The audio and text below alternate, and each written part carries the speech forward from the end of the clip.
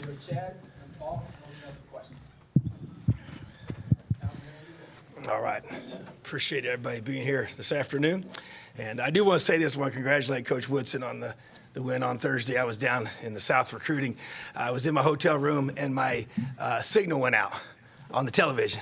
So I was like, what? And so I called my wife, so she's giving me the play-by-play for the finish. But no, I was just screaming and yelling and cheering them on. So just support our basketball team in every way, men and women. Appreciate the job they do. So proud of them and just wish them continued great success. So excited to be here today. Got a couple new staff hires to introduce. Chad Wilt here to my left, Paul Randolph here to my right, and just really very, very excited about adding them to our football program.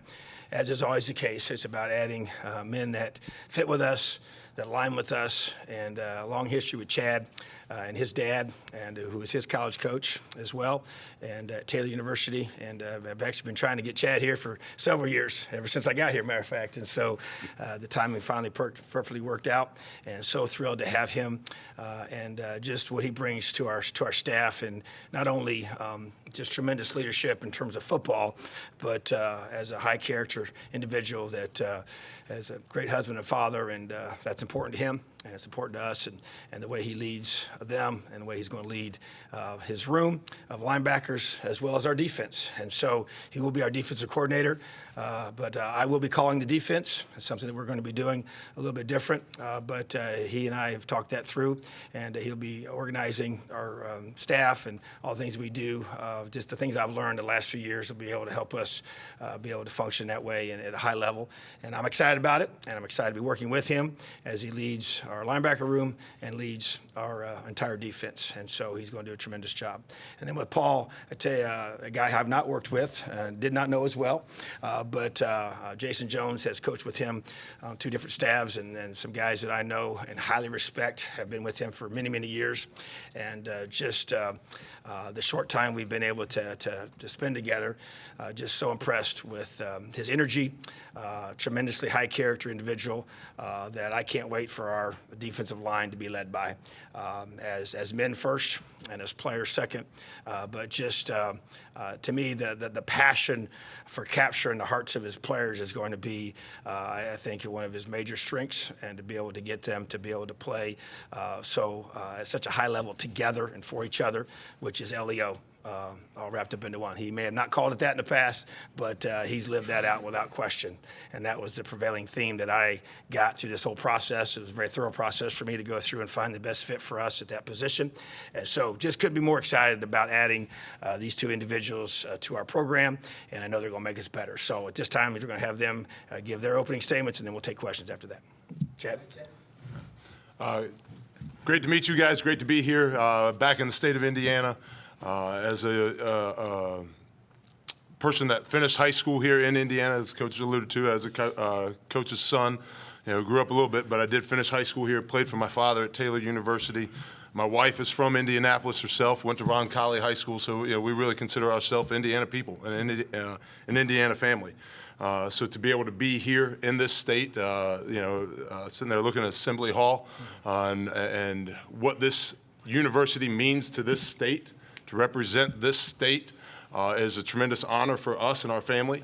To be here with Coach Allen and our relationship and how we match and align our character, the values, the belief system that Coach has for his program is something that I'm humbled to be a part of.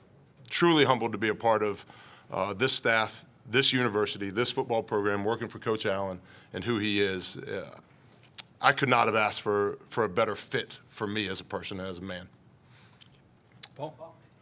Paul Randolph, excited to be here. I had an opportunity to talk with Jason about Coach Allen, and then I met Coach Allen, and he was everything Jason Jones said about him and more. And right off the bat, I know, we meshed. I knew it immediately. What he believes in, young men, developing them, growing them as men, capturing their heart and their minds, and that's what I'm about, is developing and pouring into the young men that I coach with everything that I have, helping them accomplish their goals and their dreams. and that's what coaching is about for me.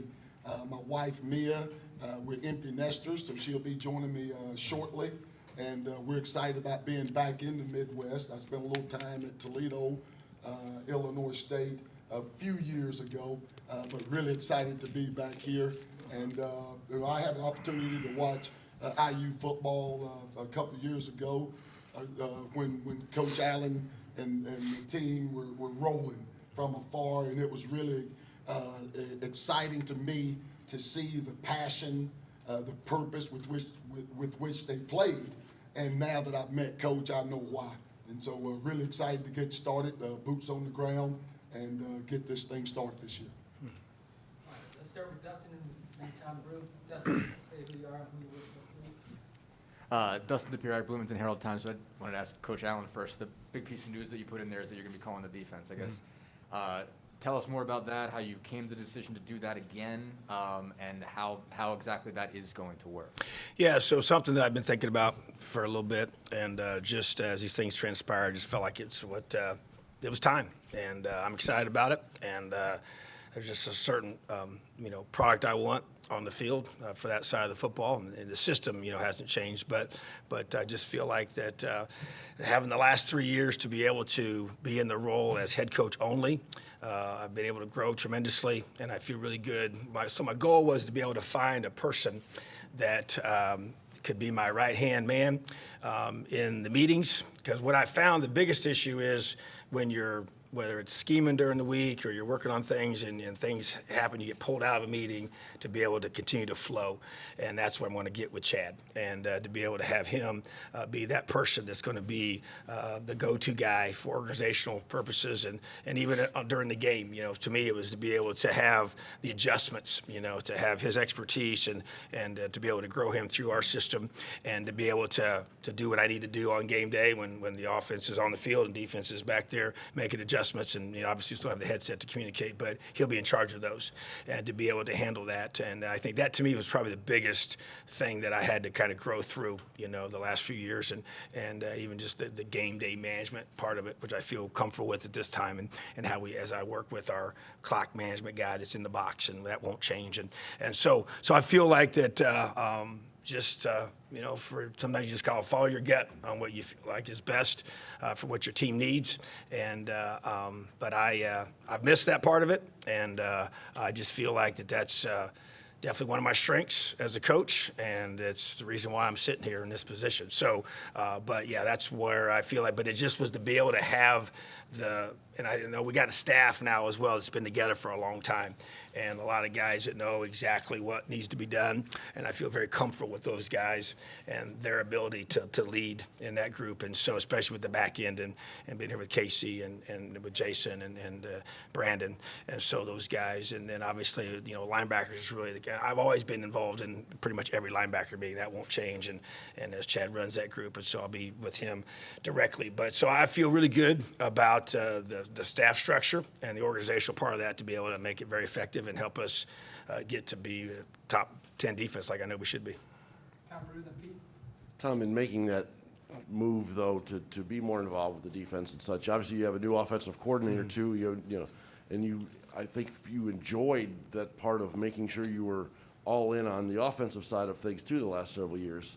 Taking on this added role of calling plays on defense, then how are you restructuring that a little bit on the offensive side then to make all that move smoothly as well? Yeah, I think that's a great question. And so bottom line for me is I'll still continue. That's one thing by not coaching a position defensively. I'll still be able to be involved. When I'll be in all the quarterback meetings like I have been at that time that I've done that with those guys, and that'll help me be able to do that and to be able to structurally manage what they're doing. But obviously it's also, which I've never done. I've never, sat in there when they're scheming. That part of it has been done separate, even the last couple of years. So that will remain the same. But obviously Coach Bell will be, the offensive coordinator and be calling the plays and has his staff that he'll be utilizing. So the good news for me is I feel like that I have a pretty clear understanding of what I want on that side of the football, and it's his responsibility to articulate that and to be able to manifest that on a daily basis to our team.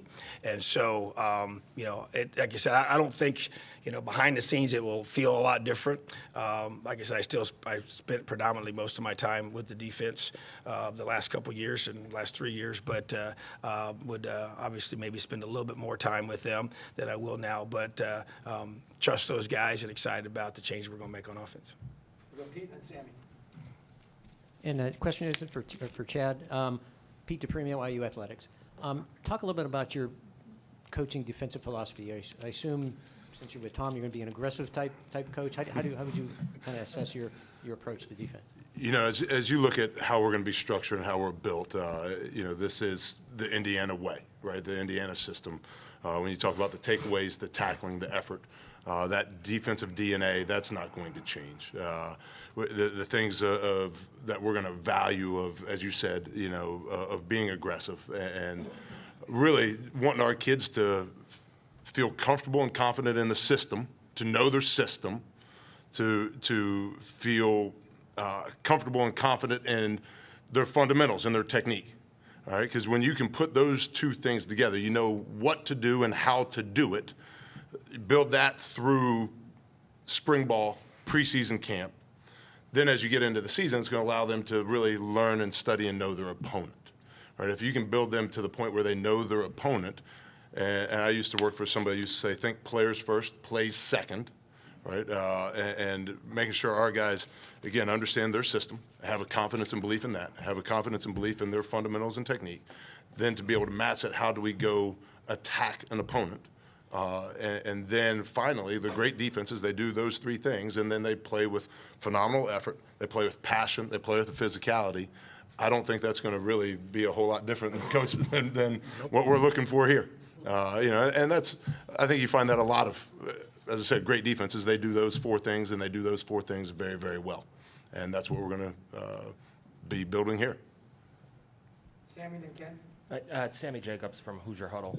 Coach Wilt, you've coached mainly your career on the defensive line, switching to linebackers. What is the adjustment there? Is that something you and Coach Allen are both going to work on together and things like that? Sure. Coach Allen and I had those conversations. Being a coach's kid, I've grown up, my dad has coached offense, defense, and special teams. And really good coaches are coaches. They're teachers, they're motivators, they're developers, they're instructors. And it is not really a major departure when you look at the front seven and run fits and understanding those things. I've never considered myself a guy, when we got to pass skeleton film, I was taken off to go watch one-on-ones. No, I was sitting in there preparing, watching, studying, learning to become the best coach that I could be. Not just a defensive line coach, become the best coach I could be.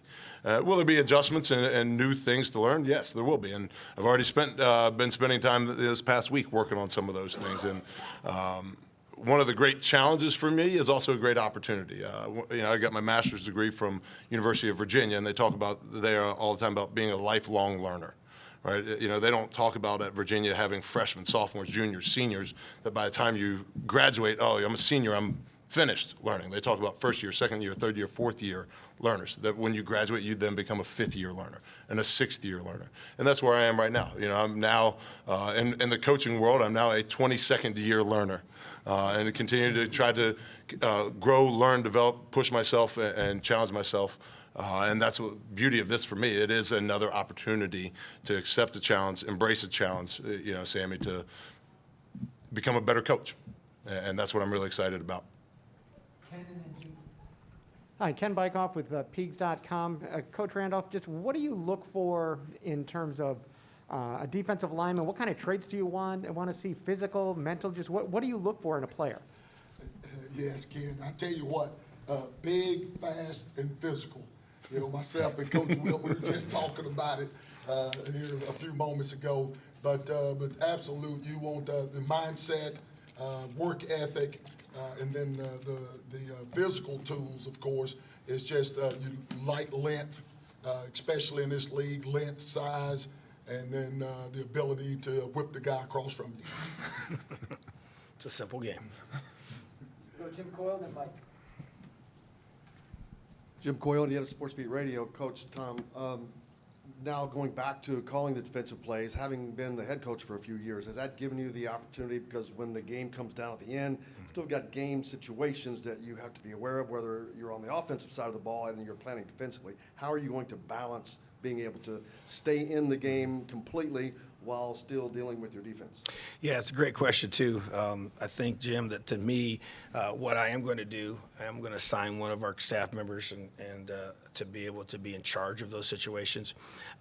But I think that the last 3 years have been invaluable for me to grow and to learn. Matter of fact, even so, as some situations transpired in the playoffs, the last couple of games. So I would say the group takes out to our staff and talked about the situations that happened with clock management, different things like that. So I've really grown in those areas, and I feel like my comfort level, but even just understanding, per our rules for college football compared to those were obviously NFL situations, but a lot of the concepts are the same. And so I am going to assign somebody to that responsibility to be able to do that. We already have a separate individual that does all of our game day analytics, and so that will stay consistent. And I communicate with him throughout the whole game about the uses of the clock, the going forward on fourth downs. There's obviously, at the end of the day, it's a gut decision that you make as a head coach, but we do utilize the data to give us a baseline to go off of, so that will be consistent. And I thought that's really helped me a lot, so that won't change. So, but I think the biggest thing is having someone that I trust that will be with the defense on the sideline, and that will be Chad's responsibility, so that's what, and like you said, we also have from the back end perspective so much experience back there, and guys have been with us for many, many years. I mean, Brandon's been here longer than I have, that's why I feel good structurally in that regard. But I said, like, the biggest thing to me is having someone to take charge of the defense and make those adjustments, which will be Chad's responsibility as I turn and go and make sure everything's being done clock management wise the right way with timeouts and different things with the offense on the field. Mike and Luke? Yeah, Coach Wilt, Mike Schumann with the Daily Hoosier, fellow Roncalli along with your wife. Curious, what you thought being on the opposing sideline from Indiana, kind of your impressions of Indiana the last couple of years, being a Big Ten foe, and then also your reaction when you heard from Coach Allen, kind of what was your gut feel? Sure. One of the things I think, we've obviously studied Indiana's defense more than offense. You would think otherwise, but when you talk about scouting opponents within the Big Ten, we're typically watching the defense more than their offense. You play their offense once a year, and you watch their defense 3, 4, 5 times a year. One of the things that you see from the defensive perspective is a group that they play hard. They play with a passion, and I still want to challenge that group to continue to grow in that and take that next step. But you also see a group that doesn't play scared, right? We talked earlier about the takeaways and creating havoc. Right? We talk about creating havoc, and you see that within even the play calling structure. Right? This is not a group that's going to just be a bend and don't break mentality. We want to attack. We want to pin our ears back. We want to, again, create that havoc. That's your TFLs, your sacks, your pass breakups, your interceptions, your forced fumbles. And then within that, now that allows you to get people off schedule, get them into the second and longs, get them into the third and longs, which you're going to be a way better defense on 3rd and 8 than you're on 3rd and 2. Just statistically, no doubt about it, and you see that in the structure of the defense. Then offensively, obviously going through a change and adjustment here, but there is talent. There's no doubt when you look at Freifogel and you look at the guys that have been here. There's talent on this roster. Hendershot was a talented player, and then you look at the recruiting from this year of one of the best recruiting classes ever, if not the best recruiting class. Again, rankings are rankings, but there's talent and there's ability here, and we've just got to take that and continue to build it, shape it, refine it, develop it, and help them play at or above their God-given abilities. So I think that's really, Mike. Hopefully that answered your question of what I've seen from them, both offensively and defensively. First for Coach Randolph, in a statement you mentioned the opportunity to continue your career, just your passion, not just as a coach, but as a mentor and builder of men. What does that really mean to you, being a coach beyond just the X's and O's, just beyond the football of football? Truthfully, one word: serving. Serving the young men that I have the opportunity to coach, and not just my position, but across the whole team, and just being an example of what we ask them to be. But to me, just serving them, and I call it TIME. Got to spend time developing relationships, developing trust, and once they know that they have my heart, they'll give me theirs, and then we can do great things. Awesome. And then for Coach Allen, how do you feel about the back end returning? The players or the coaches? Both. Okay. Well, a lot of stability there with our coaching staff, as well as some key players. Some of the best players that I've coached here. Taiwan Mullen is a returning first-team All-American and was injured most of last season, didn't get to play very much, healthy. And then Jalen Williams, another All-Big Ten returning guy, and Monster, and All Big Ten safety that's returning. So, and then you got Fitzy that's played so much football for us, just a really, really good football player. So excited about that group, and the guys working with them as well. And so just want to make sure they're put in the best position possible to make the most amount of plays, So we got to get back to creating takeaways, which we have to have. That's been a staple for who we are and what we do. And so that's really probably priority number one, and those guys are a huge part of that. The guys up front are the catalyst for that, with creating those negative plays, those havoc plays, those disruptive plays that force offenses to make those type of mistakes. But I think that group of players, and got some young guys that we've recruited, and guys that are here that are in the next opportunity to step up. And I know Jonathan Haynes, to me, is a young man, did not get to play much last year due to injury. I have high hopes for him. Josh Sanguinetti, same thing, missed a lot of games with an injury, but he's got a great opportunity to grow. Bryson Bonds, same thing. I could go on and on. I think even Dylan McCullough Jr. Just really saw a lot of things the last few weeks of the season to be able to a group of guys, and there's several others. Maurice Freeman's another one that's has come here as a true freshman, played a little bit, got some special teams time, and expect him to step up and elevate himself. And then, you never know Pierre's a guy that proved his value last year, and such a versatile player, and he's returning, and just a lot of experience. We've got a combination of both experience and some young guys to be able to put together an excellent secondary, in my opinion. All right, Kevin, then we'll wrap up with Dustin. Yeah, Coach Wilt, Kevin Brockway, CNHI. First of all, welcome to Indiana. Thank you. I'm just curious about the talent. You alluded to it before, how much that was maybe a draw in taking the job. The fact that, Taiwan Mullen, All-American, Deshaun McCullough might be the best recruit that Indiana ever had. How much, you're looking forward to working with them? And how would you describe yourself as kind of a communicator with players also? How do you kind of give and take with them? Sure. Kevin, I appreciate that. As I alluded to, being here in the Big Ten, I've seen the talent, seen what they have. Beauty of these little things we carry in our pockets now. It's easy to go look anybody up at drop of a hat and be able to go, okay, how many guys were back? How many guys were returning? And to make sure, okay, listen, this is in a position that's to continue to build. Continue to grow, like you said. Whether it's the returners like Taiwan or the incoming guys like Deshaun, but you knew that there was again that talent was there, and as we all know, alluded to it earlier, right? Think players first, play second, right? A guy that can. There's guys that can naturally rush the passer. There's guys that can naturally cover, and those guys are here in this locker room, this roster, as Coach Randolph mentioned also. Then it's about motivating and developing those guys and getting the best out of them. As a communicator, I really believe coaching is teaching.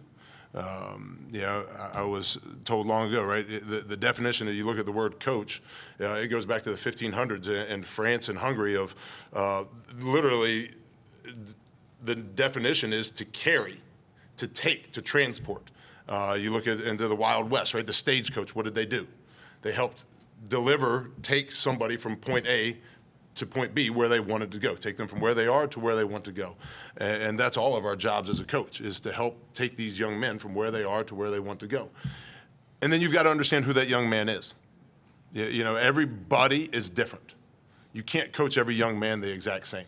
You have to find, as Coach alluded to and talked about, those relationships, taking the time to get to know them, and what is going to motivate them, what is going to push them, what is going to challenge them. Some guys are the guys you put your arm around, you whisper in their ear, and you talk to them. Hey, you know that's not what we're looking for. Hey, that's really good. Some guys want to be praised verbally or loudly, and some guys want to be criticized and need to be criticized quietly. Other guys are the opposite, and they just have to take that time to get to know these guys and communicate with them in the ways that will connect with them. Do I do that loudly sometimes? Absolutely. We're coaches. I'm not going to sit here and say I'm completely always passive. Sometimes there's an urgency about what we're doing and how we got to get it done, and you got to put your feelings aside a little bit. I understand that. But ultimately, at the end of the day, it is about those relationships and getting to know these young men and what motivates them, where do they come from, what is their background. And certain guys, you can't talk to them a certain way, especially not in this day and age. But at the end of the day, like I said, it is about connecting with them, getting to know them, and that maybe that relationship is so strong that if I say something to you loudly that you don't like, you still know where I come and how I feel about you. And it's about, one of the things my dad taught me as a coach, it's never about the person, it's always about the action, right? That you don't coach the action, or you coach the action negatively, not the person negatively. Praise the person, but don't coach the action, or don't coach the person negatively. Coach the action negatively. Praise the person. So hopefully that answered your question, Tevin. Thanks. Dustin, last one. Tom, I think when we asked Coach Warren sometime during last year about why takeaways were down, one thing that he said was that you guys were in more of a man vision, where prior to, especially in 2020, you were kind of in an all-zone vision where everybody had their eyes on the quarterback. Is that something you want to go back to? Is going to be more point that everybody's eyes are on the quarterback primarily going forward? Yeah, we will do everything we have to do to make sure that the takeaways go back up, because they, in today's game, I think it's, there's a lot of things that are, structured in a way to help there to be points scored, which is, why people like watching games. 9-7 isn't as appealing as 47-45, right? And so I know how I feel about that. But bottom line is that the takeaways are a big part. You're going to give up some yards at times, but that's how you eliminate possessions. And so to me, playing with more vision gives you an opportunity to do that without question. So, and I just think to be able to play fast and physical, to be able to create that disruption is the focus. And takeaways, tackling, and effort. That doesn't change. That's who we are. That's our DNA. Always has been, always will be. And but yeah, I think just structurally and schematically, there's things you can do to help yourself with that, and that's definitely one of those things for sure. All right, thank you, guys. Awesome. Have a great day. Yeah, Leo. Beat Michigan.